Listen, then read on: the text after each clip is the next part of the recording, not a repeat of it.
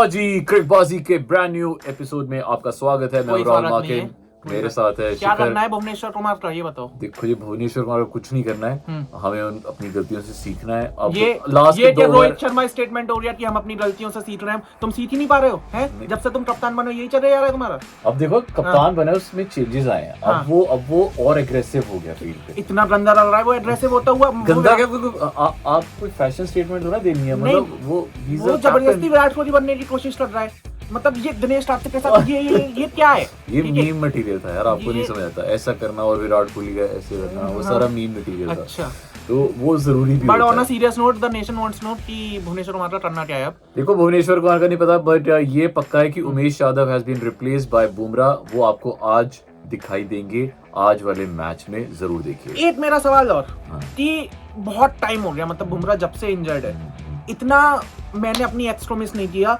जितना पूरे देश ने बुमराह को मिस किया है। ठीक है, क्योंकि एशिया कप हार रहे हैं, बाकी सारे टूर्नामेंट हार रहे हैं, बायलैटरल भी हारते जा रहे हैं। मुझे ये बताओ कि आज बुमराह आके अगर बाई चांस बुमराह भी ना चले, ठीक है, फिर हमारे पास क्या ऑप्शन है? अभी तो हम ये मान लेते हैं कि यार वो बुमराह आएगा तो सही हो जाएगा, है? वही तो बात है, यही तो मुझे सवाल उठाना था कि अगर आप स्विंग बॉलर देख रहे हो, ठीक है, और लाइट टू लाइट रिप्लेसमेंट देख रहे हो, तो फिर भुवनेश्वर कुमार की जगह दीपक चहर को ले आओ। वो कम से कम आपको थोड़ी सी बैटिंग भी देगा T20 में। यहाँ पे तो हम हाँ। दोनों इस बात से सहमति रखते हैं कि चहर आई थिंक उन्हें रिप्लेस करना चाहिए। ऑल्सो बिकॉज चहर ने हमारे साथ बहुत अच्छा बर्ताव किया था, क्रिकबाजी के आके इंटरव्यू भी दिया था। हमें इंटरव्यू दे दिया था, हम उसमें बहुत खुश हैं। उनके बहुत बड़े फैन हैं, तो इसीलिए। हाँ, ऑल्सो मतलब on a serious note, Bhuvneshwar Kumar को मतलब सब लोग ये वो एक वर्ल्ड वाइड ओपिनियन बन गया है कि उसके ओवर्स 15 ओवर से पहले खत्म करवा दो। ठीक है, और ऊपर से दिक्कत क्या हो रही है ना कि जब बॉलिंग दूसरी इनिंग्स में करनी होती है तो वहां पे थोड़ी सी ड्यू भी आ जाती है, तो फिर भुवनेश्वर कुमार वहां पे वैसे बहुत अच्छे बॉलर्स हैं, शुरू के ओवर्स में विकेटें लेते हैं, और जब भी वो विकेटें लेते हैं इंडिया मैच जीतता है, ये पक्का है। तो अर्शदीप को लास्ट ओवर दो। अर्शदीप हमेशा लास्ट ओवर्स में बड़े इकोनॉमिकल रहते हैं। अगर आपको 6 की 6 यॉर्कर्स चाहिए, अर्शदीप 6 यॉर्कर्स फेंक सकता है। धोनी चाहे वो CSK में दीपक चहर को कैप्टन करना हो, चाहे इंडियन टीम में भुवनेश्वर को कैप्टन करना हो, धोनी हमेशा अपने स्विंग बॉलर्स के ओवर शुरुआत में निकलवा देता T20 में, क्योंकि उसे पता है कि लास्ट में आके फास्ट बॉलर्स काम में आएंगे। तो ये है आज का मुद्दा। बेसिकली हर्षल पटेल से भी थोड़ी सी उम्मीद थी कि हर्षल पटेल वापस आ जाएंगे, और उन्होंने भी एक ओवर में मतलब 3 छक्के दे दिए, तो वो भी थोड़ा सा आई थिंक जो पिछले मैच की अगर बात करें ना, तो हम पता है कहाँ पे हारे, लास्ट के 3 ओवर्स में। हाँ, लास्ट के 3 ओवर में ही हम हारे भाई। हमने 200 प्लस स्कोर बनाया, हार्दिक पांड्या ने बहुत अच्छी बैटिंग करी है। लास्ट के 4 ओवर में 24 बॉलों में कितने 58 या 55 रन चाहिए थे, तो बहुत मुश्किल था बनाना। आई थिंक वो लास्ट के 3 ओवर में हम फंस गए और मैच हार गए। ऊपर से यार एक तो इंडिया में मैच हो रहा है, ठीक है, बायलैटरल सीरीज है, पूरी स्ट्रॉन्ग टीम ही खेल रही है। अब तो आप मतलब एक बॉलर में से हाँ, ये तो टीम है, ठीक है, उसमें भी हमने 200 प्लस का टारगेट दे दिया, उसके बाद भी हम हार रहे। तो ये तो मतलब थोड़ा सा डाइजेस्ट नहीं हुआ कि एशिया कप में अभी शिखर बहुत अपसेट है, बट इंशाल्लाह आज का मैच हम जरूर जीतेंगे। आज यही दुआएं हैं, boys will definitely play well, and Virat शायद आज फिर से अपना बल्ला चमकाए। और मुझे समझ नहीं आ रहा विराट कोहली की फॉर्म असली वाली बची कौन सी है, जिसमें वो नहीं चल रहा है वो फॉर्म है विराट कोहली की, या जिसमें वो एक आध मैच में चल रहा है वो फॉर्म है विराट कोहली की।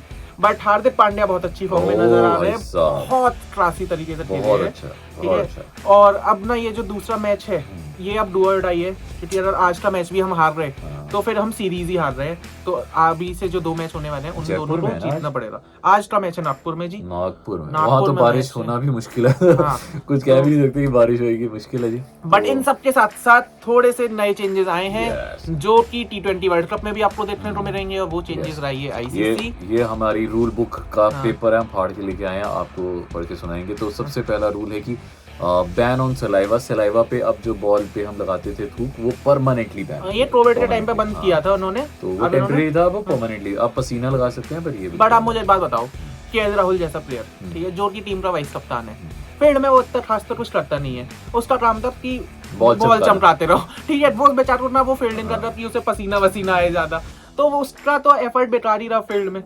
KL राहुल अब क्या करेगा फील्ड में, वो बॉल भी चमकाने का नहीं है। कोई नहीं, भी शादी की तैयारी करेगा, और ठीक है। अगला रूल बताते हैं, batter returning when caught. The new batter coming in will have to take the strike when अब बैटर इज कॉट। अब पहले क्या होता था, अगर आपने हाफ पिच क्रॉस कर लिए तो जो सामने वाला जो रनर होता था वो अगली बॉल फेस करता था, बट अब से जो नया बैटर आएगा वही पहली बॉल फेस करेगा, मतलब नेक्स्ट बॉल फेस करेगा। अगला तो मतलब थोड़ा सा ये बॉलर्स के लिए एडवांटेज हाँ। है कि बॉलर्स के लिए अनफेयर नहीं हो रहा है, और ये दिक्कत आखिरी ओवर्स में ज्यादा आती है जब वो आधी पिच क्रॉस कर दो आप। तो ये अच्छा भी है, आई थिंक ये रूल अच्छा है। थोड़ा बॉलर्स के लिए अच्छा है। मांकड़ रूल जो था अब वो अनफेयर नहीं माना जाएगा, अब उसे रन आउट की कैटेगरी में ही शामिल किया जाएगा। अब उसे हम ये नहीं कहेंगे कि उसे मांकड़ किया गया, हम उसे ये बोलेंगे कि बंदे को रन आउट किया। ये अनफेयर नहीं है, और इस बात से अश्विन इतना खुश हो रहा ना, अश्विन इतना ज्यादा खुश हो रहा। आई थिंक पता है T20 गेम है ना, वो बहुत ज्यादा बैट्समैन के फेवर में जा रही थी, तो मुझे लगता है कि कुछ चीजें बॉलर के फेवर में करनी भी चाहिए थी, तो ये I think this is one of them. और मतलब जो उस टाइम पे अश्विन उतना बोल्ड निकल के आया था जब ये रूल हुआ था, पूरी कंट्रोवर्सी हुई थी, उसने बोला था I feel this should be done and I did it. तो वो यहाँ पे भी जस्टिफाई हो रहा है कि भाई आईसीसी ने भी मान लिया है कि अनफेयर तो नहीं है वो। नेक्स्ट रूल है incoming batter ready to face the ball, so the incoming batter will be allowed only 2 minutes to settle down. तो आप जैसे ही पहला बैटर गया है दूसरे बैटर को आने में और पहली बॉल फेस करने में 2 मिनट का वक्त दिया जाएगा, उससे ज्यादा अगर हुआ तो फिर वो वापस चहल का क्या हो रहा चहल ऐसे छोटा सा है, वो धीरे धीरे आता है, छोटे छोटे पैर 2 मिनट है, आपको पहली बॉल फेस करनी है 2 मिनट के अंदर, और ये ओडीआईज और टेस्ट दोनों में है, T20 में 90 सेकेंड्स। अगला रूल है bowler throwing the ball at the strikers and before the delivery. अब ये मैंने आज तक कभी होते हुए देखा नहीं, मतलब जो बॉलर बॉल करा रहा है और जो बैटिंग कर रहा है बैटर, अगर वो क्रीज छोड़ के आगे आ जाता है तो बॉलर उसे रन आउट नहीं कर सकता, मतलब बैट्समैन। आपने ऐसा होता हुआ देखा है?